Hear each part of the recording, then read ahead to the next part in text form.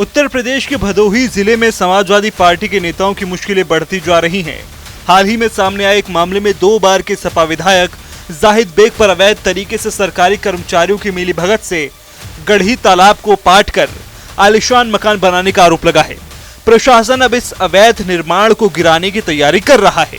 भदोही के जिलाधिकारी विशाल सिंह ने कहा है कि सपा विधायक जाहिद बेग का आवास जिस जमीन पर है वो 1320 फसली में तालाब के रूप में दर्ज है। उन्होंने बताया कि विधायक को नोटिस जारी कर बेदखली की प्रक्रिया शुरू की जाएगी और उनके खिलाफ धारा 67 के तहत कानूनी कार्रवाई की जाएगी। उन्होंने ये भी बताया कि मीडिया के जरिए मिली जानकारी और प्रारंभिक जांच में पाया गया है कि विधायक का मकान तालाब की जमीन पर ही बना है। इस विषय में जानकारी एक हफ्ते पहले हमें भी आई थी, मीडिया के ही माध्यम से आई थी कि ऐसा प्रकरण है।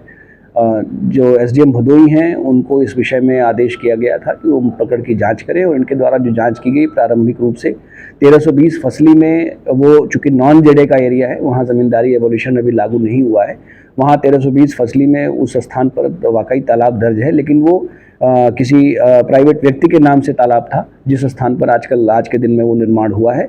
इस विषय में जांच की जा रही है और एसडीएम भदोही द्वारा अवगत कराया गया है। अब तक जो जांच हुई है उसमें पत्रावली प्राप्त करके पुरानी, उसमें विधायक जी के पक्ष की तरफ से आपत्ति लगाने के लिए पत्रावली डेट में थी, उनके वकील आपत्ति लगाएंगे और शीघ्र ही उसमें नाम काटते हुए उस स्थान से और जो अगली प्रक्रिया है धारा 67 की, उसके अंतर्गत उनको बेदखल किया जाएगा और बेदखल करने के बाद उस मकान को हटाया जाएगा। यही प्रक्रिया है।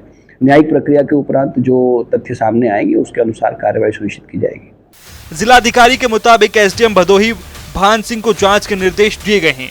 जांच रिपोर्ट में पुष्टि हुई है कि विधायक का आवास जिस जमीन पर बना है वो पहले के समय में तालाब के रूप में दर्ज है। हालांकि वो तालाब किसी व्यक्ति विशेष के नाम पर पंजीकृत है। अब प्रशासन जल्द ही नाम काटकर बेदखली की कार्रवाई करेगा और मकान को गिराने की प्रक्रिया शुरू करेगा। सपा विधायक जाहिद बेग और उनके बेटे जईम बेग पर नाबालिग नौकरानी की मौत और बंधुआ मजदूरी के आरोप भी लगे हैं। उनकी पत्नी सीमा बेग अभी फरार हैं।